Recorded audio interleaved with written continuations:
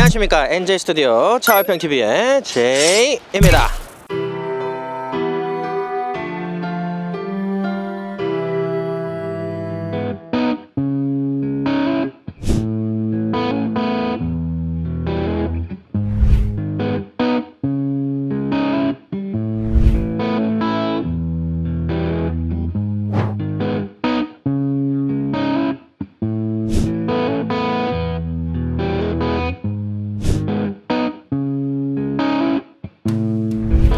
자, 최초의 폭스바겐 아틀라스 크로스포츠의 1부, 2부 리뷰 시청해주신 분들 감사합니다.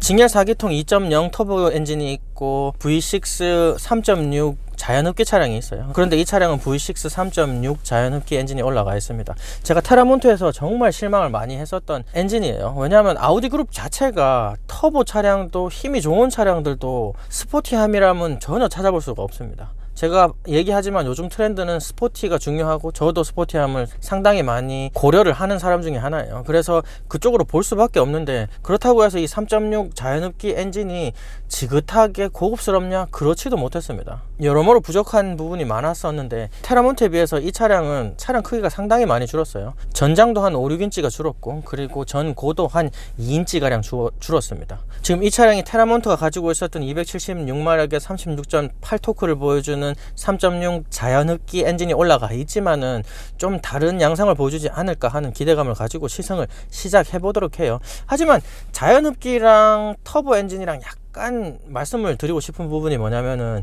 요즘에 고급차 브랜드들 보면은 자연흡기 차량 보신 적 있나요? 자연흡기 차량은 만들지를 않아요. 벤츠도 BMW도 그렇고 캐딜락도 마찬가지고 자연흡기 갈수록 버려가고 있습니다. 버려가고 있고 전부 다 터보 엔진으로 다 가고 있는데, 문제는 뭐냐면은 이 차량도 마찬가지예요. 지금 최대 토크를 보여주는 RPM 시작점이 너무 높아요. 자연흡기는 지금 이 차량이 아까도 구동했지만 구동 RPM은 1500에서 2000rpm 사이로 정속 구동을 하거든요. 하지만 이 차량의 최대 토크를 보여주는 부분은 3600rpm입니다. 상당히 높아요. 그만큼 높은 rpm에서 최대 토크를 보여주니까 그 전까지는 이 엔진이 가지고 있는 힘을 보여주지 못한다는 거죠. 그래서 반응성도 낮게 보일 수밖에 없고, 3600cc V6지만은 그렇게 출력 재원이 그렇게 좋지도 않아요. 토크도 2.0 터보랑 거의 동일합니다. 그래서 이 차량이 힘이 약할 수밖에 없다, 그렇게 말씀을 드리고 싶고요. 그래서 많은 기대를 가지고 있지는 않지만 또 다름에 대한 기대는 또 가지고 시작하는 그런 시승이 되도록 하겠습니다. 제가 대부분 터보 차량을 리뷰를 해요. 요즘에는 터보 아닌 차량을 찾기도 어려울 뿐더러 이 차량이 자연흡기 차량임에도 불구하고 반응성이 좋다라는 느낌을 받는데 상당히 시간이 좀 걸린 것 같아요. 아예 제로 스피드에서 주차장 같은 데서 차량을 쫄쫄쫄쫄 옮겨보면은 가스 반응을 금방금방 이렇게 해주는 것 같아요. 지금도 보면은 발을 딱 넣으면은 RPM이 반응을 바로 해줍니다. 그래서 쭉 올라가 주는 것을 볼 수가 있어요. 그래서 반응성은 좋긴 좋은데 역시나 힘은 없다. 지금도 구동 RPM이 한 1200rpm으로 지금 달리고 있어요. 달리고 있고 힘이 없다. 가스를 쭉 넣고 빨리 달려주려고 하면 이게 한 3000rpm 정도로 빡쳐서 토크를 쭉 빨아당겨 주거든요. 그래도 이 차량을 끌기에는 영 가속 곡선이 마음에 들지 않는다, 이렇게 말씀을 드리고 싶어요. 이 8단 팁트로닉이 아주 여러가지 차량에서 여러가지 방향으로 저한테 실망을 줘요. 어떤 부분이냐면, 이 차량은 그러니까 아우디나 포르쉐에서는 적어도 빠른 변속을 위해서 딸깍딸깍 하는 게 좀 순식간에 해주려고 좀 눈에 많이 띄었어요. 근데 그게 좀 거슬렸는데 그런 부분은 안 보입니다. 그렇지만 느려요. 변속 자체가 상당히 느리고요. 기어가 들어가고 난 다음에 클러치가 맞물리는 느낌이 전달이 됩니다. 요즘 차에서 그러기가 쉽지 않을 텐데, 특히 어떨 때냐면은 많은 토크를 요구할 때가 있어요. 많은 토크를 요구하려고 제가 가스를 많이 먹였을 때 저단 기어에서 변속을 좀 빨리빨리 해서 올려주려고 하다가 보면은 그동안에도 내가 요구했던 토크 속도가 높지 않습니까? 토크량이 높아가지고 변속은 됐는데 클러치가 물리는 게 몸으로 느껴집니다. 드르륵 하고 이렇게 물리는 게 느낌이 와요. 그래서 그런 부분도 좀 답답하다, 경쾌하지 않다, 이렇게 말씀을 드리고 싶고요. 역시나 힘은 없습니다. 가스를 많이 이렇게 쭉 먹여갖고 가속을 하려고 하잖아요. 그러면은 RPM을 많이 당겨주긴 하지만 푸시가 그렇게 좋지 않다. 그리고 그까지 푸시를 올려주는 데까지 시간도 상당히 많이 걸리고요. 가속 그래프는 영 마음에 들지 않는다고 말씀드리고 싶습니다. 그렇지만 브레이크가 얘네가 참 문제네요. 이 테라몬트를 리뷰했을 때도 거의 똑같은 얘기를 한 것 같아요. 이 차량도 마찬가지인데 압이 좋습니다. 압이 엄청 좋아서 되게 좋네, 압으로 컨트롤 해야지 하고 하면은 브레이크 페달이 올라오지가 않아요. 이 어떤 느낌이냐면 우리 메모리 폼 있잖아요. 메모리 폼처럼 꾹 넣고 딱 빼면은 발 따라서 페달이 올라오지가 않습니다. 딱 해서 떼면은 발이 먼저 올라와요. 그리고 페달이 따라오거든요. 그래서 브레이크를 정밀 조절하기는 아주 어렵다. 압도 아주 좋고 발력도 좋지만 그 발력에 대한 탄력이 전혀 없습니다. 그래서 브레이크 조절하기도 상당히 어렵고요.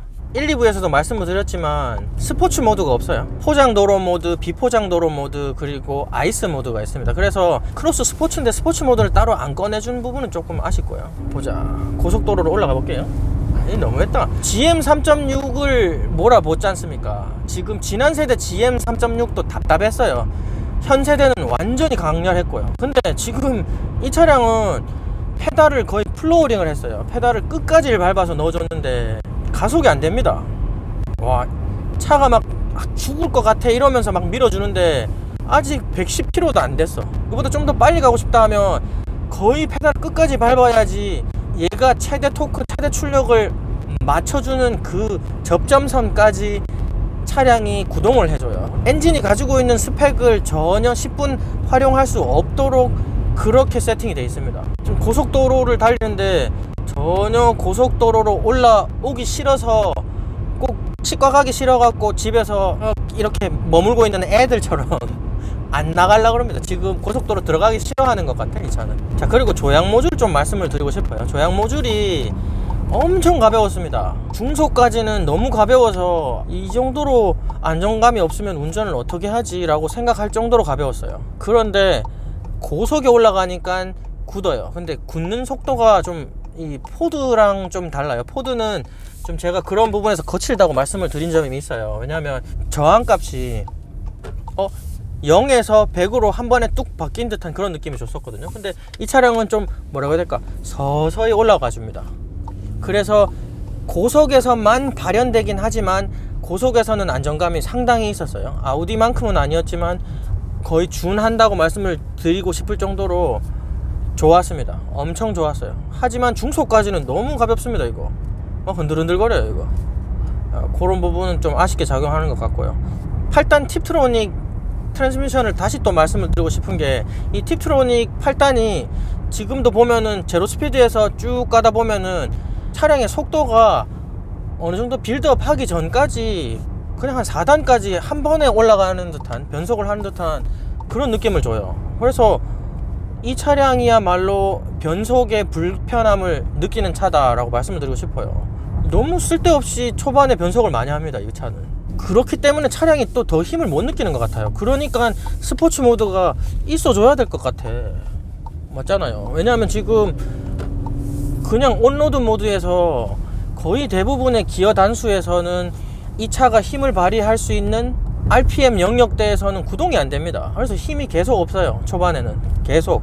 그래서 한 중속까지 올라가 가지고 플로어링을 때려야지만 그래도 어느 정도 가속을 한다, 이런 느낌이 들거든요. 컴포트 모드는 제가 이해를 합니다. 너무 울컥울컥 하거나 막 트랙션이 많이 먹고 있는 상태에서 변속을 할 때 불편함을 느끼는 점, 그런 부분은 필요가 없으니까 컴포트 모드는 이해하는데, 그러니까 스포츠 모드가 없잖아요, 이 차는. 그렇기 때문에 이 엔진하고 파워트레인 이 조합을 전혀 이용을 못한다, 이렇게밖에 말씀을 드릴 수가 없는 것 같아요. 지금도 봐요. 쓸데없이 지금 계속 변속을 한다고. 지금도 시작하자마자부터 한 40km도 전에 한 4, 5단까지 올라갔어. 이러니까 그때까지 힘을 발휘를 못하지, 이 차가.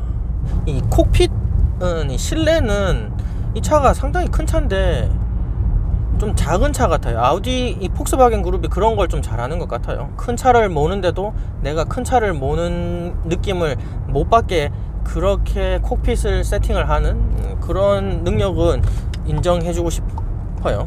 브레이크는 이거 너무한다. 브레이크는 지금 아까도 얘기했듯이 그 점성이 있는 듯한 메모리 폼을 누르는 듯한 그런 느낌은 정말 제동에 도움이 안 됩니다. 컨트롤이 안 돼서 울컥울컥 그러네요. 그리고 소음을 말씀을 드리고 싶어요. 외부 소음이 그렇게 많이 들어오진 않습니다. 그런데 노면 소음이 엄청 들어오네요, 이 차. 지금 딱 보면은 노면이 그렇게 나쁘지 않은 노면이거든요. 그런데도 노면 소음이 너무 막 거세게 들어옵니다. 뚝뚝뚝뚝뚝뚝뚝뚝뚝 이렇게 소리가 이렇게 많이 들어오는 차가 또 최근엔 좀 보기 어려웠죠. 제가 고급차만 해서 그런지는 모르겠는데 리뷰를 이 차량은 좀 시끄럽습니다. 근데 의외로 실외에서 들어오는 소음은 좀 덜 들어와요. 엔진 노이즈도 안 들어오고요. 고속도로를 제가 뛰면서 느낀 점도 다 말씀을 드렸고, 제가 이 차량을 보여드리면서 말씀드리고 싶은 부분은 다 말씀드린 것 같아요. 이렇게 새롭고 따끈따끈한 차량을 가지고 리뷰를 한 차량씩 해드리는데 정말 쉽지 않은 것 같습니다. 등골 빠지고 도가니 나갈 것 같으니까 꼭 구독과 좋아요 부탁드리겠습니다. 감사합니다. 안녕.